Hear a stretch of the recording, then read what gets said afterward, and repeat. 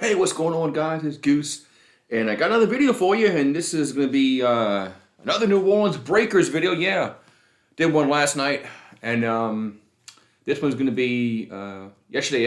Of course, they had their first day of the draft, and I went through the first 4 rounds.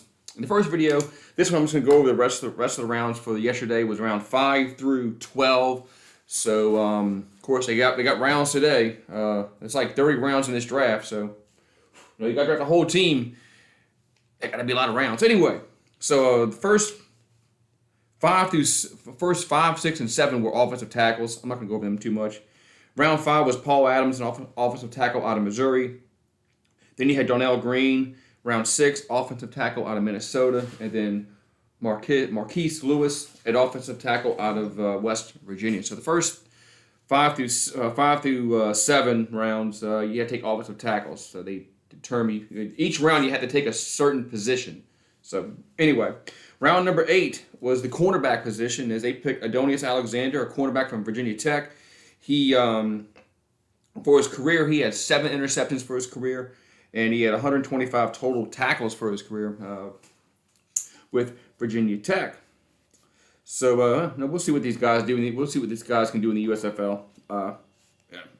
Most of these guys probably couldn't make a practice squad roster in the NFL, but we'll see what they do in the USFL. All right, then you had round number 9. You had Derrick Jones, a cornerback from Ole Miss. He was there from 2013 to 2016. Didn't play very much. He had 21 total tackles and 2 interceptions for his career. Didn't play very much at Ole Miss. Then round number 10, you had Manny Patterson, a cornerback from Maine. He went there from 2016 to 2019, and for his career he had only 1 interception for his career, and 93 total tackles. I mean, that tells me that he didn't play much at all. But cornerbacks usually don't make many tackles, but I guess sometimes they do. I guess all depends upon how pass heavy the team is you're playing. But anyway, all right, round number 11. Let's breeze through these picks. You had Jalen Embry. They had 2 picks in the 11th round. You had Jalen Embry, a cornerback from Northern Illinois. He played there. He only played there 2 years, 2017 and 2018. He had 93 total tackles. So he tackled a lot for 2 years. Then you had Ike Brown, a cornerback from Florida International. He played there from 2016 to 2019. He had 5 interceptions for his career and 102 total tackles. All right, then round number 11 was a quarterback position. They drafted Zach Smith out of Tulsa. He was there. He actually played for Southern Miss, and then he transferred to Tulsa the last 2 years. In 2019, he had 3,200. This was his junior year. He had 3,200 yards passing, 3,279 to be exact, 19 touchdowns and 9 interceptions. Now, for his career, he threw for 8,200 yards, over 8,200 yards.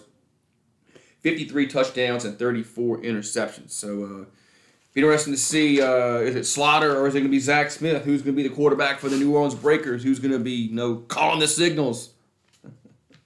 Be interesting to see how that works out. But yeah, so they got a lot of rounds today. So we're going to have to do my homework on some of these players because most of these players I have never heard of. I heard of Zach Smith before. I have heard his name before. But all right, there it is. There's your rounds. 5 through 12. 5 through 12. That was yesterday, and they got a whole bunch of the rounds going today. So I just wanted to get this video out there, and I don't want to make it too long because, make it too long it gets boring. So, well, we'll see what happens. I'll be tweeting today. Once the Breakers make their picks, I'll be retweeting. Whoever they pick. Have a good one. I'll talk to you later, and I'll see you guys tonight for the Tigers and the Wildcats.